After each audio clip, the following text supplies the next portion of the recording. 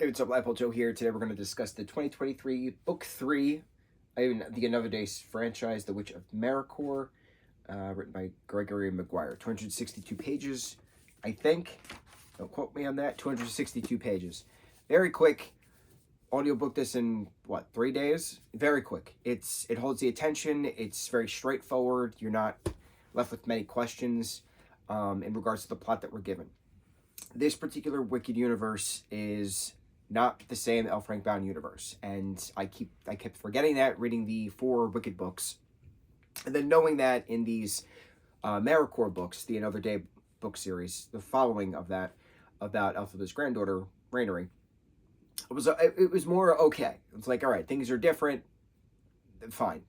So this is very straightforward. Her and Iskanari are trying to leave Maracoor. They are going around to the different islands. They're sailing here and there with what's his face, the lieutenant, who then she winds up sleeping with as the time progresses, even though he's married, and it was a whole other thing. But the grimoire that she threw into the Nonestic Ocean, for some reason, wants to come back to her. So it's coming back in pages, and they're fishing the pages out of the sea. So she has a mostly completed grimoire by the time she and Iskanari can then finally get back to Oz. They finally get back to Oz, Iskanari, and he cheated on his wife as well. A lot of infidelity in these books, I've noticed. He had swan hybrid babies or something like that with this swan in Maracoor.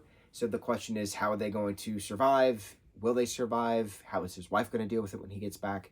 And then by the time Rain gets back to Oz, she has the broom, she has the grimoire. She's on a quest to then go back to her dad's house because her mom left, over a year ago. It's been about a year or two since she finally came back to Oz, something like that.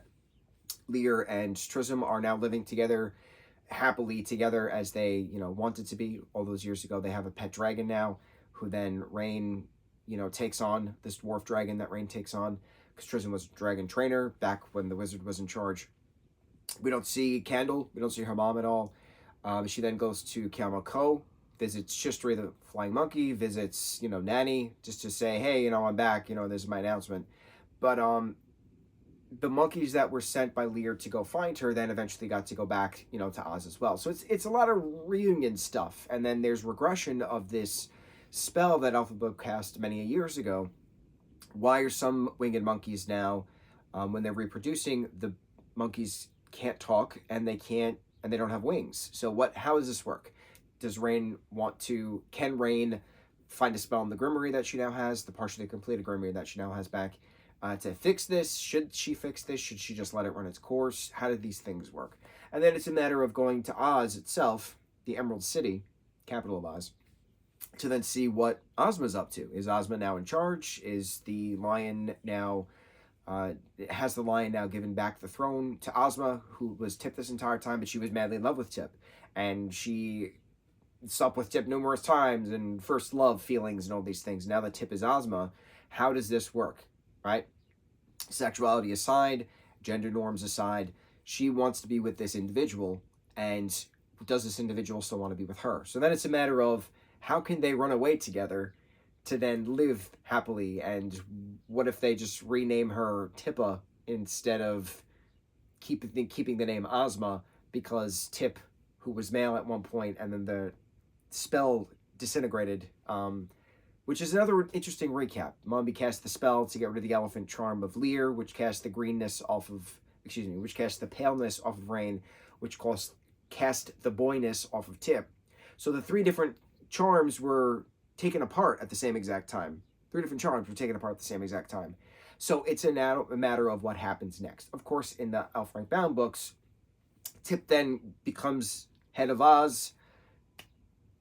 Tip as Ozma becomes head as Oz. Ozma then becomes best friends with Dorothy, who visits numerous times, who comes with Aunt Anna and Uncle Henry at one point, and then they'll live in Oz together and go on various adventures. The last L. Frank Baum book is Glinda is missing. So everybody comes together and figures out what to do. My favorite book is the 7th book, Patchwork Girl of Oz, starring Ojo the Unlucky. Wonderful, beautiful character. It's actually what this clover is from. This clover tattoo is from that book. Love it. But that universe is not the same universe as these books. So it was very hard for me reading these 7 books to get out of that mindset, because I've read those books so many times, and this franchise I've never read in its entirety until now. So I'm curious with the Elfie book that's coming out at the end of this month in March. I'm currently recording this March 16th. I think it's coming out March 24th, March 25th, something like that. That is about her girlhood with Nessa Rose in Munchkinland. Will that become a movie? I hope so. That'd be pretty cool. But I'm curious how that's going to work in regards to the Wicked universe. So Rain being the granddaughter of Elphaba, Rain being the great-granddaughter of Oscaritas Diggs, the Wizard of Oz, and then later known as the Oracle of Maracoor. How does this mid-story work for the first book? Because we get the life and times of the witch in the first book. 37 years of Elphaba's life is in the very first Wicked book, which is a wonderful book. I'm going to say my favorite book of the 7 is the first. Fiera was my favorite character, and he was robbed from us. I love Lear's character. I love his growth and development, though, throughout. Kendall just was annoying throughout the entire thing, I'm not going to lie. I liked Rain's character development as well, as a kid to then late teens, early 20s by the time we're ending with this book. She must be like 20, 22, something like that in this book at the end.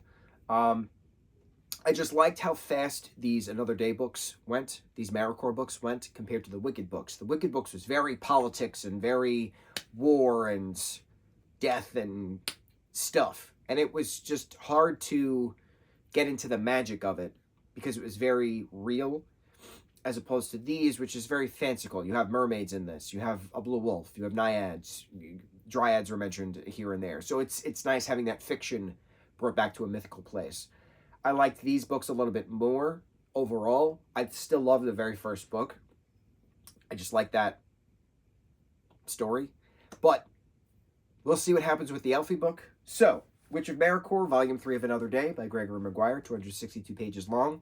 We audioed it in 3 days. Good for us. On to the next review. Mucho mahalo.